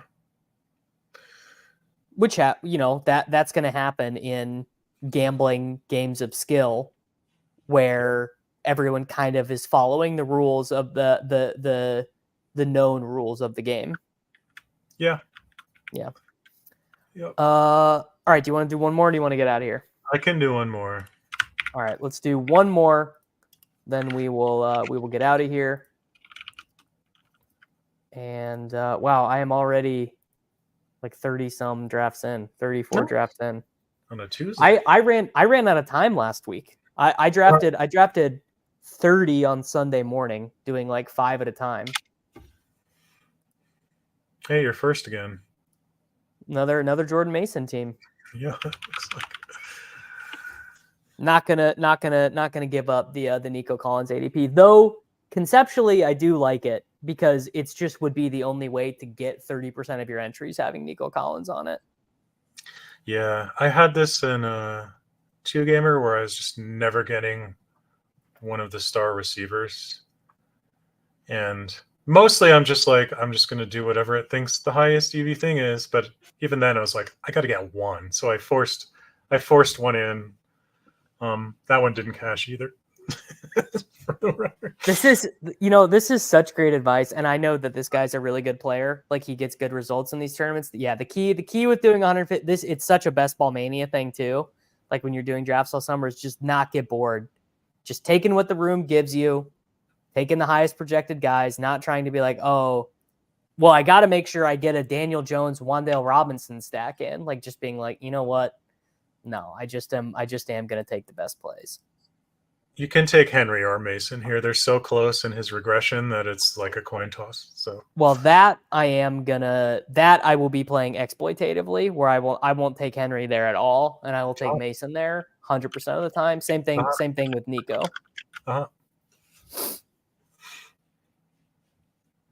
It's the way you can use these BRs if you're someone who max entered the best ball stuff is you can really do it one of two ways. You can try and get even on the guys who are killing you in best ball. So like, oh, Derrick Henry's killing me because I don't have him. I could try and get even. Or you can just use it as a martingale and just be like, well, eventually Derrick Henry's going to stop killing me. And when he stops killing me in BR, then I'm going to double win. My advance rate's going to go up and I'm gonna have good results in BR. Yeah, makes perfect So I'm sense. doing. It doesn't make perfect sense, but it is the way I'm playing. Yeah. What if I've done? I mean, I haven't taken David Bell, but I have done stuff like this. Obviously, where like last week I took a couple Xavier Worthies. He was like the wide receiver 27 or whatever, projecting for like 9 points. But I did take him a couple times, literally because what if he does score 2 touchdowns? Then I'm gonna want to have had him, which is probably not a great way to play. But what can you do? Topes won. Yeah, these are all good drafters. This is a full badge room. Yeah. Which probably all the ones we do are probably every time that we do these. I'm assuming we're picking up very few of Joe's 6-pack on his lunch break, which is whatever. It's fine. Josh Allen drafter at the turn. He says, I believe in the Sims. I'm taking Josh Allen. Yeah, I can sort of backseat drive some of these draft picks. So the thing I don't love about Lamar is what I like about quarterbacks. The stacking is it solves 2 spots in your lineup of 6. Yeah, and I don't think that the Lamar thing solves it because I think he's probably better off without Flowers and Andrews or Likely or whoever. Well, the other side is like if you pick Lamar, like you're sort of indifferent. Like I can stack with him, I cannot stack with him. That's true. That is a structural edge. There is that sort of. I don't know if it's worth money, but it is sort of comforting. It's like, well, I'm not going to get screwed with this quarterback. I wonder how much of it is that. Like people are like, well, if I get Lamar, then I can do. Okay, here we go. It's going to recommend Lamar, I bet. Yep. It's going to be Lamar. It's going to be Lamar A-Chain. It wants. Oh wow, it's a lot of mixing, a lot of choices. It likes Lamar, Jacobs, Kittle, Neighbors, HN, Lamar. After I take Lamar, what is it going to say? Put Lamar in and give it an extra 5 seconds to cook. Yeah, and then I want you to tell me the dollar value on Neighbors versus the dollar value on A-Chain. Wow, Josh Jacobs is winning. Why is that? That's really interesting. It's a crazy good matchup. Is it a good combo? Maybe it's a good combo in my field. Josh Jacobs is the winner at the moment. It's Jacobs and then HN. How many dollars am I giving up with Neighbors? Neighbors like $1.50. All right. Well, Neighbors the room. There you go. The room. The 5 of you can split up my $1.50. You can buy an extra ranch pack at a McDonald's when you go this week. How many chicken nuggets does that get you these days? I haven't been. Not $1.50 split 5 ways doesn't even get you 1 chicken nugget. No chance. No chance. Yeah. Not to get political here on the stream, but you can't even get 1 chicken nugget for 1/5 of $1.50.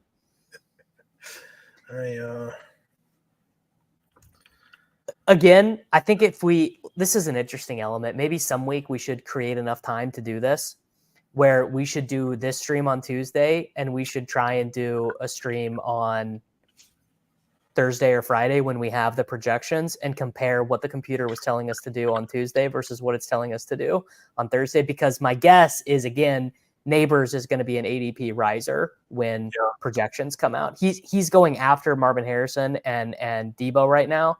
I bet when ETR puts their projections out on Thursday, Neighbors might project as a first-round pick in ETR stuff, and they obviously are the biggest market driver for this stuff. Yep. Their subscribers are big in these contests. Yep. As they should. Do any of the other teams look good? This team, my favorite right now is 4. Nico Collins, Jaden Reed, Kenneth Walker. Yeah, we'll do some rating.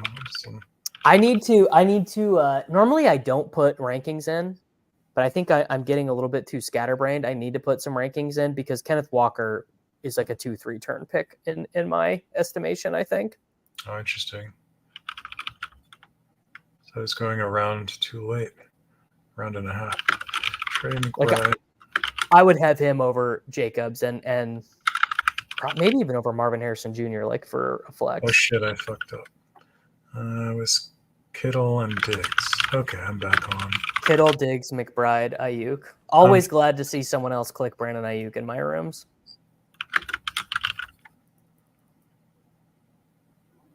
Although definitely one of these weeks, it is really going to suck. One of these weeks, Brandon Ayuk is going to absolutely had to have been the guy that you needed in this contest, and I'm definitely not going to win that week. All right. So we're ignoring Jonathan Taylor. We are ignoring Jonathan Taylor. It says Tyreek Hill and Zay Flowers are the top-rated ones right now. Okay, so this I think this is now directionally. I'm prepared to say whatever tweaks you've made in the last 2 weeks or so, it's liking stacking more. Yeah, I think at the very beginning, I'm not sure. It's hard to track. I'm changing things so quickly, it's hard to know. Now it says Tyreek Hill. And then it says Deontay Johnson. And then it says some running backs. Give me a running back name it likes. Brian Robinson Jr. All right, sold.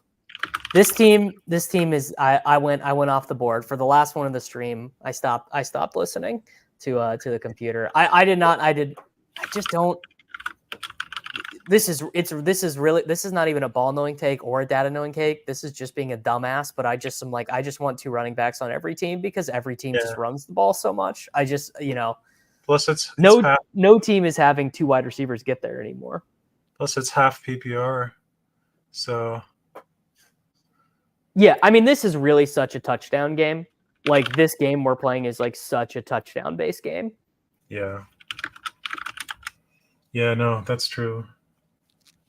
I hadn't thought of it that way, but yes.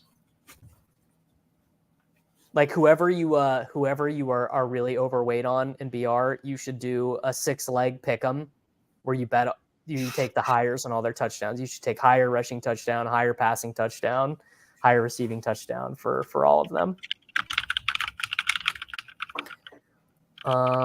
Let's see. All right, we've got one final pick. It's just a tight end, isn't it? Yeah. Just a tight end. Bowers went, so it's going to be Tucker Kraft. But I should take, someone said this in the chat earlier, I forget who it was, but Njoku is the much better pick because it can become Tucker Kraft if you want. Oh, right. So if he plays, you have a good play. And if it doesn't, then you've got optionality of, maybe, I don't know, maybe Mark Andrews doesn't play this week and Isaiah Likely becomes the best overall tight end play. But you definitely, I think, do want to work in some 6th round Q players early in the week, if possible. Right. All right. Njoku went. So now it's okay with Likely, and it's okay with Mayer and Kraft. Mayer. Yeah, unsurprisingly, it's just mixing things up here at the end because. All right, I'm gonna take Evan Ingram. It's the same Ingram, thesis. Yeah, they're all in there. It's very close. So either Ingram ends up being a good pick or he doesn't play. Sure. Yeah. The Wildcat, people do crazy stuff in the Wildcat. That's a $3 one. People do really, really interesting stuff there. All right, Dan, we can get you on your way. You can leave the NORAD bunker. Thank you for hanging out. No, that was fun. Yeah, that was good. Cool. All right, everyone. Have a great day. We will. I'll be back tomorrow to stream it with Liam at 11 a.m. Central.